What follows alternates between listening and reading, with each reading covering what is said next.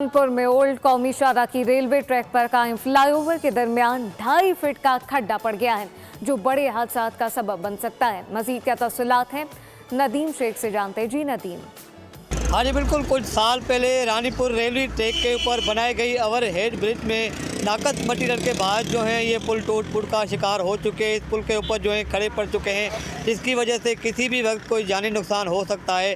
हमारे साथ एक शहरी मौजूद है, बात करते हैं। यहाँ पे काफ़ी नुकसान होने का अंदेशा, आप कैमरा की आंख से देख रहे हैं, काफ़ी जगहों पे यहाँ पे खड्डे पड़ गए हैं और काफ़ी नुकसान होने का अंदेशा है। हम आला अहकाम और वज़ीर आला सिंध से मुतालबा करते हैं कि बराए मेहरबानी में जल्द से जल्द इस पुल को तामीर कराया जाए। पर जो है इस पुल पर नाकद मटीरियल के इस्तेमाल के बाद जो ये पुल टूट फूट का शिकार हो चुकी है, किसी भी वक्त को बड़े जानी नुकसान हो सकता है। इन्होंने मुतालबा किया है इस पुल पर जो है दोबारा मरम्मत करवाई जाए ताकि कोई जानी नुकसान नहीं हो सके। जी सब्सक्राइब करें और बेल दबाएं ताकि कोई खबर रह न जाए।